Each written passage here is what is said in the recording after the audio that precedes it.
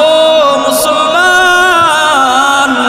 এত কিছু তুমি দুনিয়ার ভিতরে করলা যাদের জন্য, তোমার ছেলে সন্তানদের জন্য, সেই ছেলে সন্তানরাই আবার তোমাকে কবরের ভিতরে রাখার জন্য ব্যস্ত হয়ে যাইবে, ঠিক না বেঠিক? আর জোরে চিল্লায় বলেন ঠিক না বেঠিক? ও মুসলমান, ইমানদার আল্লাহর গোলাম, এই জন্য আল্লাহ তাআলা বলেন ওয়াল আসর, বান্দা সময়ের কসম, ওয়াল আসর সময়ের কসম, বান্দা সময়টা বড় দামি জিনিস। ওই কবরে যাওয়ার আগে তোমার সময়টাকে কাজে লাগাও, সময়টাকে কাজে লাগাও। যদি তুমি সময়টাকে কাজে লাগাইতে পারো, বান্দা কোন কাজে লাগাইবা, কোন কাজে লাগাইবা? আল্লাহ পাক রব্বুল আলামিন বলেন ওয়াল আসরি ইন্নাল ইনসানা লাফি খুসর। আল্লাহ তাআলা বলেন নিশ্চয়ই দুনিয়ার মানুষ ক্ষতিগ্রস্তের ভিতরে, সব মানুষ ক্ষতিগ্রস্তের ভিতরে, তবে চার শ্রেণীর মানুষ ব্যতীত। এক নম্বরে ইল্লাল্লাযীনা আমানু ওয়া আমিলুস সালিহাত, এক নম্বরে যেই বান্দা বান্দি আল্লাহ তাআলার উপর ঈমান আনবে। দ্বিতীয় নম্বরে ওয়া আমিলুস সালিহাত, যেই বান্দা বান্দি আমলে সলিহ করবে, আমলে সলিহ। তৃতীয় নম্বরে ওয়াতাওয়াসাউ বিল হক, যেই বান্দা বান্দিরা হক পথে চলবে দুনিয়ার ভিতরে বৈশা।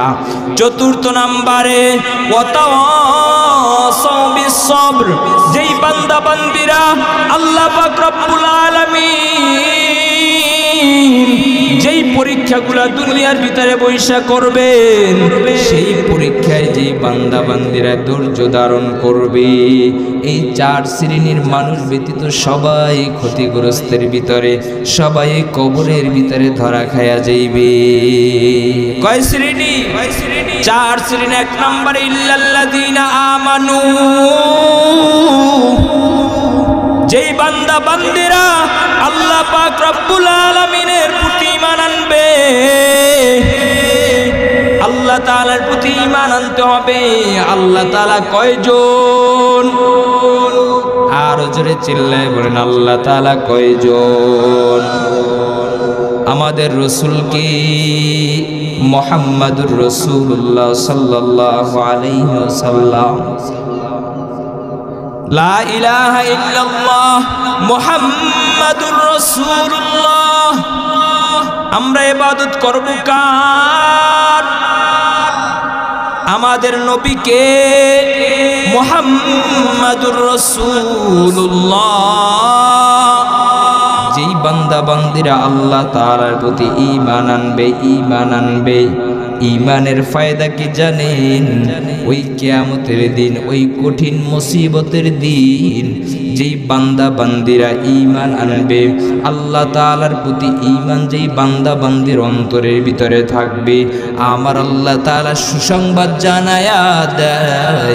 আমার পয়গম্বর বলেন ও আমার উম্মতেরা শোনো, যেই বান্দা বান্দির অন্তরের ভিতরে এক জাররা পরিমাণ ঈমান থাকবে, ওই কিয়ামতের ময়দানে একদিন আল্লাহ তাআলা এই দুনিয়াটার মতো 10টা দুনিয়ার সমান একটা জান্নাতের মালিক বানায় দিবে। বলেন সুবহানাল্লাহ।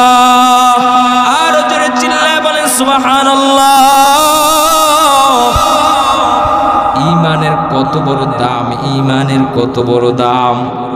তুমি দুনিয়ার ভিতরে বসে কিছুই করলা না, কোনো নেক আমল করো নাই, মরা পর্যন্ত তুমি সব গুনার কাজ করছো, কিন্তু তোমার অন্তরের ভিতরে আল্লাহ তাআলার ঈমান আছে। আমার আল্লাহ একজন আছে উপরে, যিনি আমাকে পরিচালনা করতেছেন।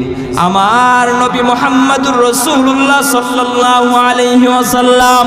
ও বান্দা, তোমার অন্তরের ভিতরে এতটুকু ঈমান নিয়ে তুমি দুনিয়া থেকে বিদায় হয়েছো, তোমার আমলনামায় আর কিছুই নাই, সব গুনাহে ভরা।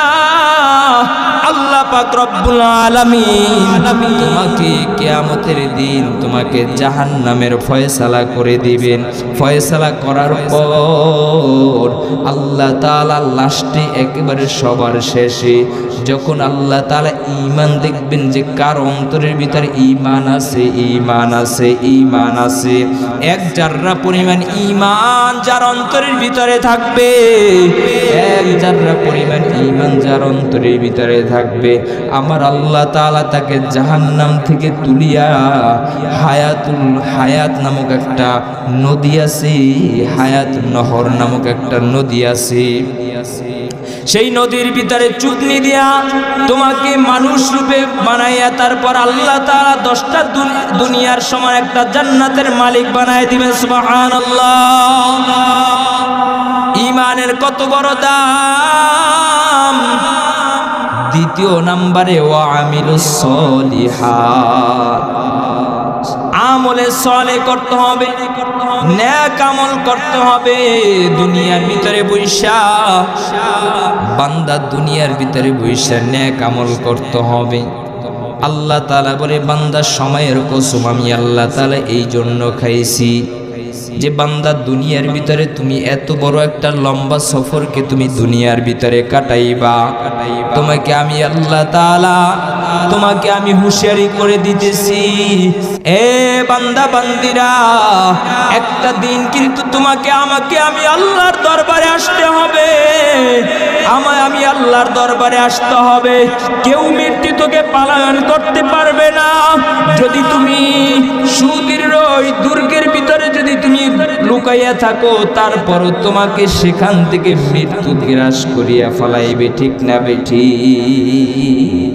কেউ মৃত্যু থেকে পলায়ন করতে পারবে না। এই জন্য আল্লাহ পাক রব্বুল আলামিন বলেন বান্দা এই সময়টাকে তুমি কাজে লাগাও, এই সময়টাকে তুমি কাজে লাগাও। তোমার আরেকটা যে জগৎ আছে সেই জগতের জন্য তুমি কিছু করো এই সময়ের ভিতরে। ওয়া আমিলুস সলিহাত, আমলে সলে করো বান্দা, আমলে সলে, নেক আমল করো, নেক আমল করো বান্দা। দুনিয়ার ভিতরে বৈশা নেক আমল করো, বেশি বেশি নেক আমল করতে হবে। আমরা তো আমল করি কিন্তু আমলে যেমন আমল করি আমরা, যেই আমল আল্লাহর দরবারে কবুল হয় না, কারণ আমাদের আমলের ভিতরে তো ভেজাল ঢুকানো, ঠিক না বেঠিক? মানুষ এখন বিভিন্ন রকমের ভেজালের ভিতরে ঢুকে গেছে। এমন আমল করি যে আমল আল্লাহর দরবারে পৌঁছে না, এমন ভেজাল মুক্ত আমল করা যাবে না। বান্দা তুমি ভেজাল মুক্ত আমল করলে তুমি মৃত্যু পর্যন্ত আমল করবা, কিন্তু তোমার সেই আমল আল্লাহ তাআলার দরবারে পৌঁছবে না। ভেজাল মুক্ত আমল করতে হবে, ভেজাল যুক্ত আমল করা যাবে না। ভেজাল যুক্ত আমল মানে 5 ওয়াক্ত নামাজ পড়ে আবার গুনার কাজের ভিতরে লিপ্ত থাকে, ঠিক না বেঠিক? আছে না? আছে, আছে, বহুত আছে। 5 ওয়াক্ত নামাজ পড়ে মানুষকে কিভাবে ঠকাইবে, মানুষকে হেয় করবে সেই চিন্তা ভাবনার ভিতরে থাকে সব সময়, ঠিক না বেঠিক? 5 ওয়াক্ত নামাজ পড়ে আমল করে দিনটা 24 ঘন্টা তাসবিহ টেপে, কিন্তু মনের ভিতরে খারাপি। এই খারাপি থেকে দূরে থাকতে হবে বান্দা। নেক আমল করতে হবে, এমন আমল ভেজাল মুক্ত আমল করতে হবে। ভেজাল মুক্ত আমল যদি করতে পারি আল্লাহর দরবারে সরাসরি পৌঁছে যাবে। ভেজাল যুক্ত আমল আল্লাহর দরবারে পৌঁছবে না। এই জন্য আল্লাহ রাসূল সাল্লাল্লাহু আলাইহি ওয়াসাল্লাম হাদিসের ভিতরে জানায় দেয়, মানিশতারা সাওবান বিআশারাতি দারাহিমা ওয়া ফীহি দিরহামুন হারামুন